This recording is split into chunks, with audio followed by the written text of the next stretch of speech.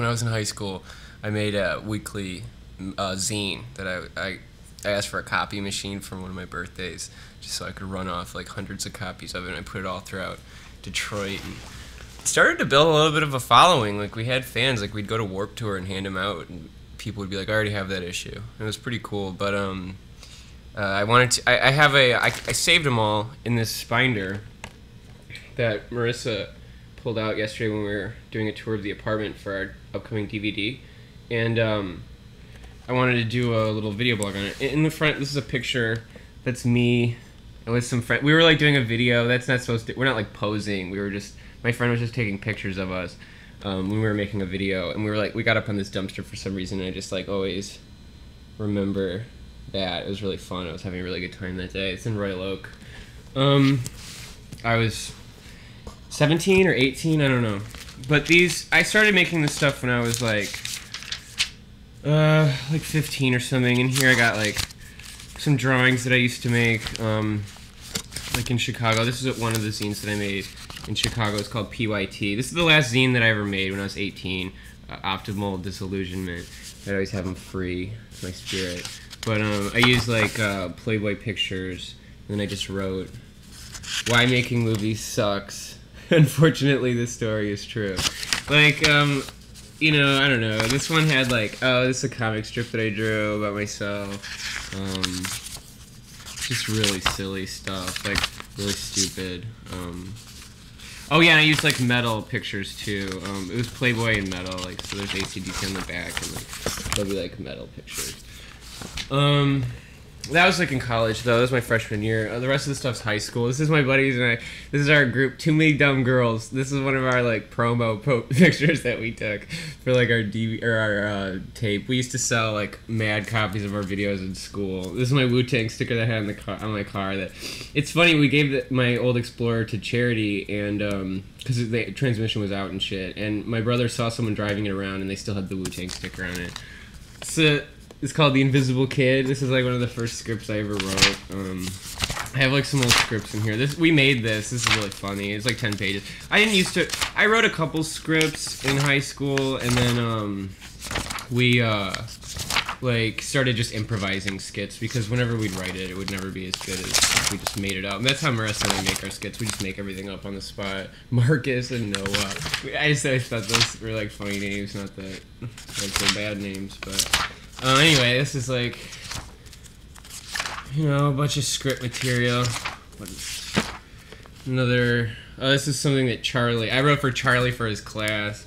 The Alex Murphy newsletter of worthless crap. This is what the first zine was. It was just like this thing that I handed out at school. It was just like a stupid newsletter. This is this like dumb comic strip that I drew about like this teacher of mine.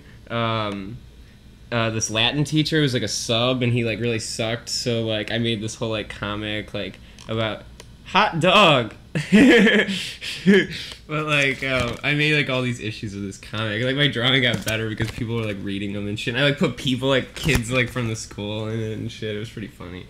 But this is the first issue of my zine. It was first called Cooler Than Smoking because I thought it was cooler than smoking. I used to be super straight edge, and like people would be like, "Why do you make zines?" And I'd be like, "Because it's fun. This is the special Jerry Springer issue."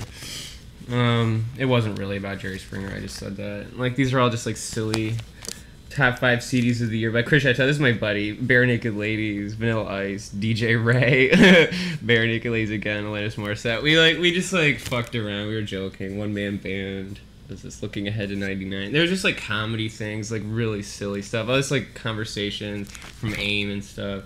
We took like we'd always like this was like the special teeny bopper issue, and like we had like all this like clear seal and shit. Just like I would like just cut out shit from Entertainment Weekly and like have them say shit. Like the punk hunk of the month. We had like funny shit. This one I almost got expelled from my school for this. I went to like this really pretentious art private school, and like I didn't have a faculty sponsor, And I did this issue where it's called Down with Art, and I like crossed out this Picasso painting on the front. I mean, clearly this is a joke, but like some of the teachers took it seriously, and I got like in serious trouble, and it was really pathetic. But whatever. We had like crossword puzzles and like really funny shit. Banned at the CK special Hot Babes issue. Yeah, this is when it became Keep It on the DL because I got in trouble for it. So I changed the name, and I didn't like the name anyway. Keep It on the DL was better than Cooler Than Smoking. But yeah, I made a shitload of these every week. I would just sit there with my friends. I wrote most of the shit. This was like Jesse, like had his like head getting cut off. This is my good friend Aaron. There's like an old picture of him from like middle school. He wrote for a lot of these, and he was in our old skits. Cause this is a picture from one of our skits. It's pretty funny. This is my buddy Chris. Oh yeah, I tried to do this like all comic book issue with my buddy as Spider-Man, but like it got really hard and I had to give it up. But I had that in there. My friend and I wrote this thing about prom for the school newspaper. It was just like this really silly thing about how like you have to dance to like, or like you should get on top of the roof of the limo and dance to Surfing USA like in Teen Wolf. Like we give like tips for like how to like have a good time. This was the best thing since sliced bread. This is in our school newspaper written by the class president, and it was like it was about our basement show for Tard, the biggest band ever made. So we had like this whole like rock opera that we called it. Yo soy un robo. Yeah, tips are appreciated. I forgot what it was called. It was pretty sweet. We did this like whole rock show in our basement that was like really funny. And, like tons of kids were there. We also performed Peter Pan in my basement, which was hilarious. This was like a cover of our video, Too Many Dumb Girls, and the disbanding of Too Many Dumb Girls. And that was the back cover. This is my buddy Alex, me. Who are the other members? Well, I know them, but I'll tell you guys. That's Chris Chateau, Drew Cook, and Aaron Esterkine. I think everyone's been in a skit. Alex was in, what was Alex in? He was in he shot like Last Rave Kid, a couple of the early skits, and he was in one called Voices. And then Chris Chateau was in one called Psycho Detective at the end. Drew Cook, he's in one, but I think it got deleted. Aaron Esterkine was in one called Biggest in the World. Ricky Shore skits I'm talking about. And that freak, I don't know what happened to him, but this is a flyer I made for my friend DJ Deadbeat Dad and Captain Super. There's a flyer that I made for him to give out at school, and I wrote wife beater, and I had to cross it out and write spaghetti shirt because the dean made me. He was afraid that kids whose parents beat them, like or would beat their spouse. This is a flyer for Yo Soy Un Robo, our show, which is pretty funny. We made like a little zine for it. There's a speech I wrote about Abraham Lincoln for my friend who gave it in speech class, and it was like the funniest thing ever.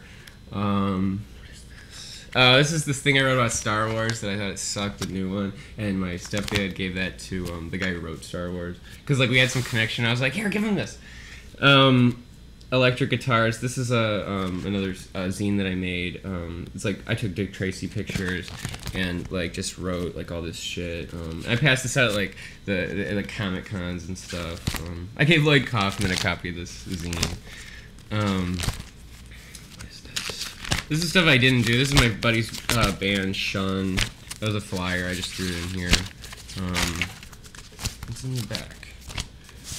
This is the master copy of that What's the Deal with Prom that I wrote for the school newspaper. This is a full-length script that we tried to make after I graduated from high school, but it just didn't work out, and too bad. It was pretty funny. It's kind of like Watchmen, but it was like a jokey thing.